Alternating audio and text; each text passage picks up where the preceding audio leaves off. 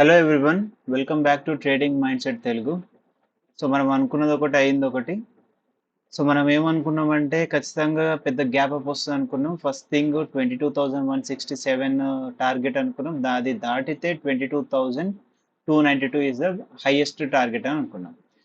But unfortunately ఒక night news వచ్చింది ఏంటంటే ఇజ్రాయెల్ ఇరాన్ వాళ్ళ మీద దాడి చేసిందని.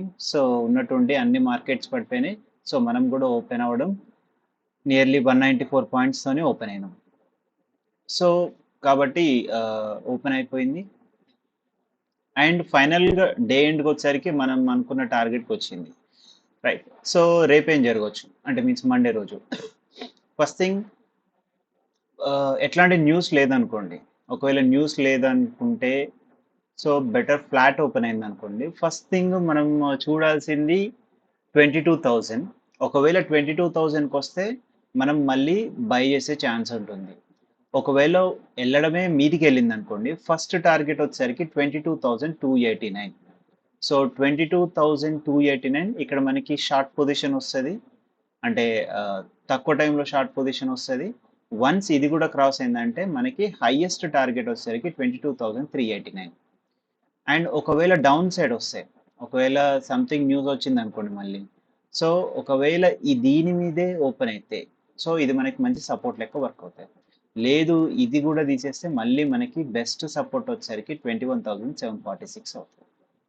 అండ్ నెక్స్ట్ బ్యాంక్ నిఫ్టీకి వచ్చేసరికి, సో బ్యాంక్ నిఫ్టీలో కూడా సేమ్ థింగ్, సేమ్ అదే డౌన్ సైడ్ వచ్చింది అండ్ మనం అనుకున్న టార్గెట్ని క్రాస్ అయ్యి మీదికి వెళ్ళింది. సో ఒకవేళ పాజిటివ్ ఓపెన్ అయితే మనం చూడాల్సిన ఫస్ట్ టార్గెట్ వచ్చేసరికి 47,842. నెక్స్ట్ టార్గెట్ వచ్చేసరికి 48,006, 48,050. సో ఇంతకు మించి ఎక్కువ వెళ్ళే ఛాన్స్ ఉండదు, మళ్ళీ కిందికి వచ్చే ఛాన్స్ ఉంటుంది. సో నెక్స్ట్ ఈ లెవెల్ని కనుక క్రాస్ చేస్తే మళ్ళీ మనం డౌన్కి వెళ్ళొచ్చు.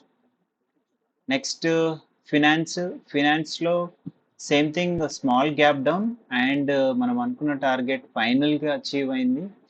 అండ్ ఒకవేళ కనుక దీని మీద ఓపెన్ అయ్యి మీదికి వెళ్తే this is the best shorting point 21,368. So మళ్ళీ మనం డౌన్కి వచ్చే ఛాన్స్ ఉంటుంది ఈ లెవెల్ వరకు.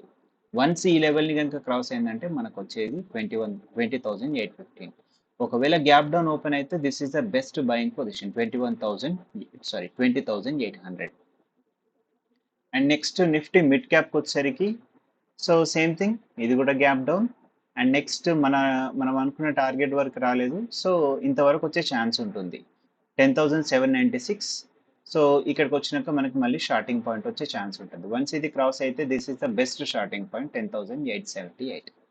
సో మనం అనుకున్నది ఏంటంటే గ్యాప్ అప్ వస్తుందని అనుకున్నాం, బట్ అన్ఫార్చునేట్లీ ఇది గ్యాప్ డౌన్ వచ్చింది కాబట్టి సో మనకి ఇవాళ మనకి 3,774 లాస్ వచ్చింది. ఓకే, మనం నెక్స్ట్ టైం మంచి స్ట్రాటజీతోని మళ్ళీ ఇట్లాంటి గ్యాప్ అప్ లేకపోతే గ్యాప్ డౌన్లకి ట్రై చేద్దాం. లేదంటే నార్మల్ డేలోనే ట్రేడ్ చేసి మళ్ళీ వీటిని రికవర్ చేయొచ్చు. సో ఈ వీక్లో మనకి 2 డేస్లోనేమో ఒకసారి 900, ఒకసారి 1,200 వచ్చింది. సో అది టోటల్గా 2,100, ఇదేమో 3,774 లాస్ వచ్చింది. సో నియర్లీ మనకి ఇంకా 5,000 క్యాపిటల్లో, సో నియర్లీ 1,500 షార్ట్లో ఉన్నాం. ఓకే, ఈ వీక్లో కవర్ అయ్యేలా చేద్దాం. Thank you.